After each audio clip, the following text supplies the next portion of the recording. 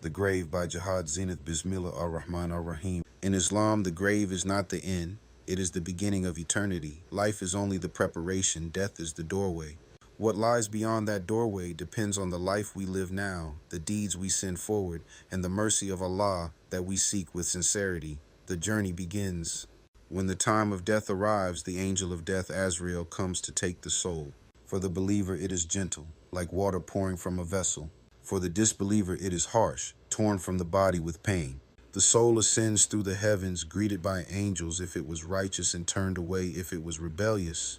Then it returns briefly to the body in the grave for the questioning of the grave. Two mighty angels, Munkar and Nakir, enter the grave. They ask three questions. 1. Who is your Lord? 2. What is your religion? 3. Who is your prophet?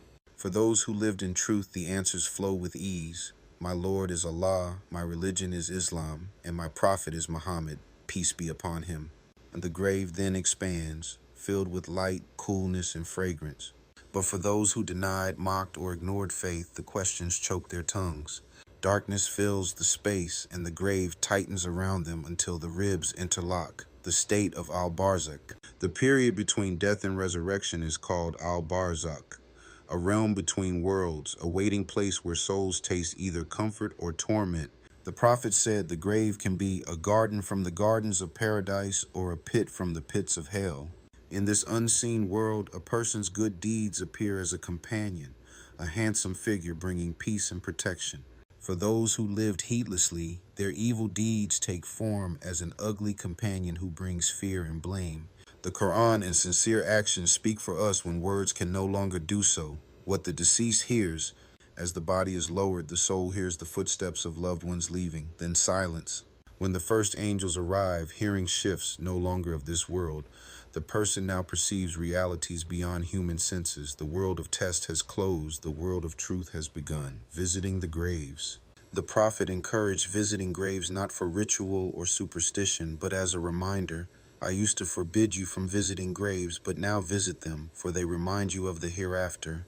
We visit to pray for forgiveness, to reflect on our own destiny, and to remember that every life will meet its appointed time.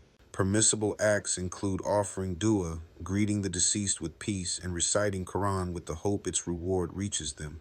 Forbidden acts include praying to the dead, seeking intercession from them, or building extravagant tombs that glorify status rather than humility. The resurrection. When the trumpet is blown, every grave will open, souls will return to their bodies. The prophet said, the earth will vomit its contents. Humanity will rise, barefoot, unclothed, uncircumcised, and face the ultimate judgment. The grave that once held secrets will testify our responsibility while alive. Since no one escapes the grave, wisdom is to prepare before entering it.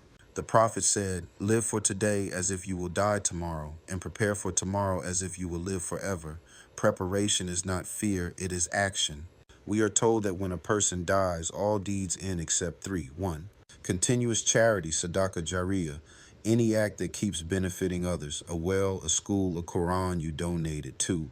Beneficial knowledge, wisdom shared, lessons taught, truth written. 3.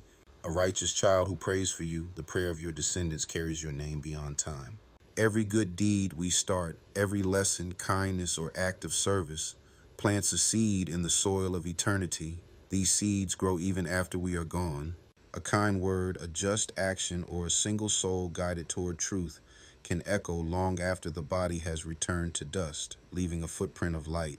To leave a lasting footprint, fill life with sincerity, build what benefits others, teach what uplifts, forgive quickly, give freely, and act with purpose. The believer's goal is not merely to die well, but to live in such a way that death cannot erase their goodness. In the end, we all enter the same narrow space, wrapped in the same white cloth. Our wealth, titles, and followers remain behind. Only faith, character, and deeds accompany us into the silence. So while hearts still beat, let every breath be a preparation. Let your kindness outlive your name. Let your good deeds be your eternal companion when the angels ask, who is your Lord? Every soul shall taste death, then to us you will be returned in Quran 29:57.